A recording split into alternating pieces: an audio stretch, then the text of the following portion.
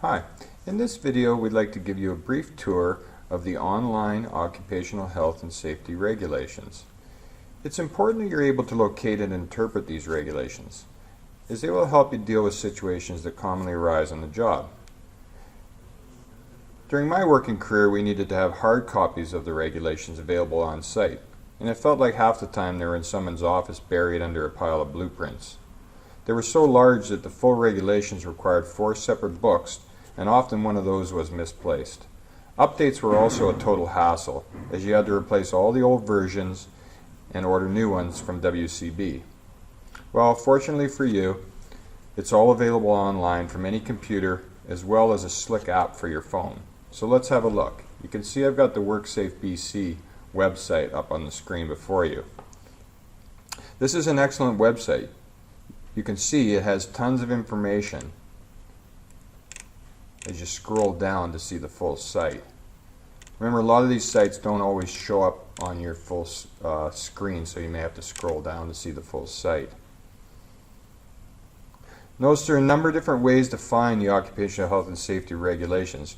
Right at the bottom, for example, there's a link right here that says search occupational health and safety regulations and related material.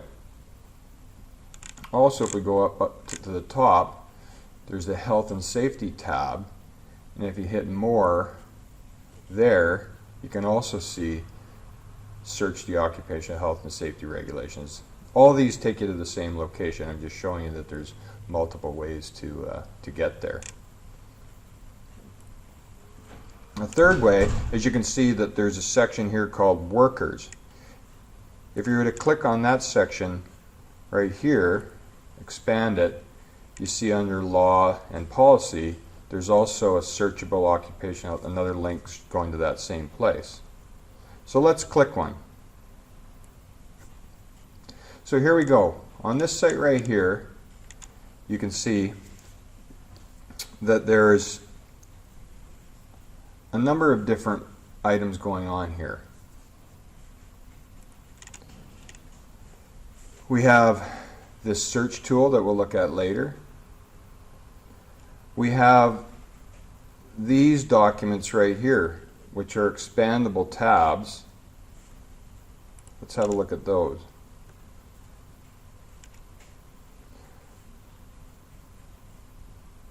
The Act. This is the document that provides the legal authority and framework for all the WCB activities, our WorkSafe BC activities. The regulations themselves, and we'll look at those in more detail in a moment. These are enacted under the authority of the Act. So the Act and the regulation, both of them together, make the legally binding documents that have all the requirements for the job site. There's also this occupational health and safety policies. Sometimes sections of the Act or the regulations require that a policy be written. There's occupational health and safety guidelines, and we'll look at these later as well. But what these are is sometimes the Act or a regulation may need another interpretive document to help you understand what it is that the actual regulation is saying. There's also WCB standards. Now standards, an example I'm not going to go into this, but these standards, but an example might be high visibility clothing. The standard could specify the exact colors and format that the high visibility clothing has to have. We have other legislation. You can see some documents under here. One that you're going to be looking at in the future here is the Hazardous Products Act, and that's the document that enables WMIS. Notice under the C also tab, there's that mobile app that I referred to. Over on the right here, very handy. If there's any updates, they're posted in this area right here. And they're also posted by the sections that match what we have over here, so you can know if it's a guideline update or a regulation update or an act update.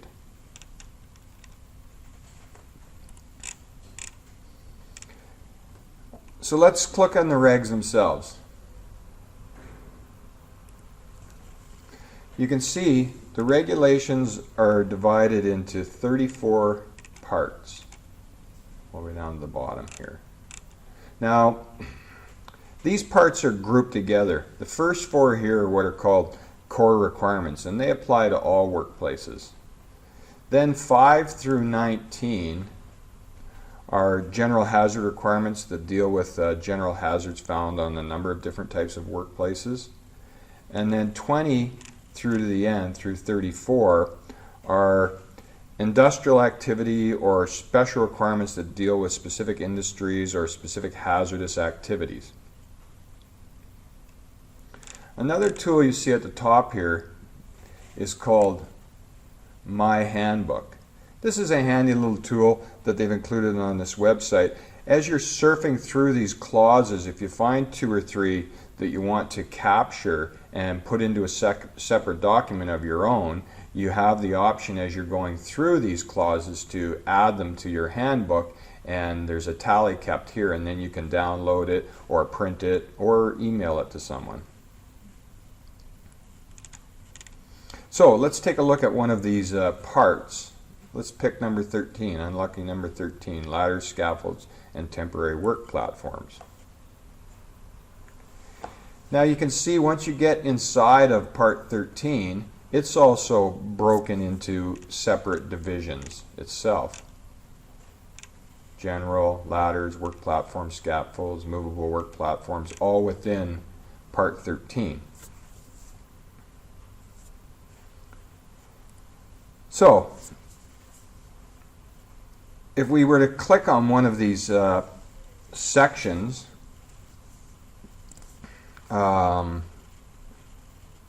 let's just say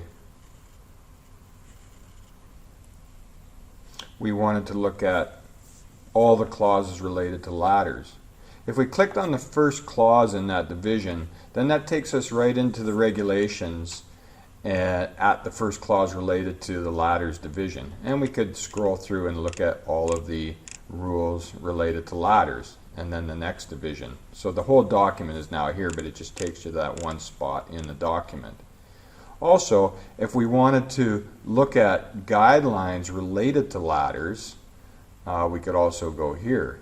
And there's some more helpful explanatory material related to ladders in this section.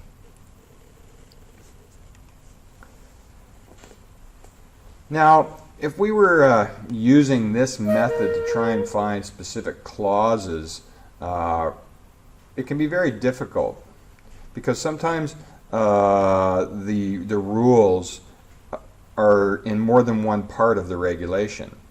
So I don't necessarily recommend looking for a specific rule by scrolling through the division or the parts and then the divisions and trying to narrow it down. A better tool is to actually use the search tool right in the on the website. For example, if you were to try and look and find the rules related to the height of a guardrail, and you were in the scaffold and ladders section and looking at scaffolds, you would find that the regulations on the height for a guardrail, they're not even in there. The reason for this is that guardrails themselves are defined in Part 4, as it's a core requirement, and then that rule is applied in many different parts, not just scaffolding.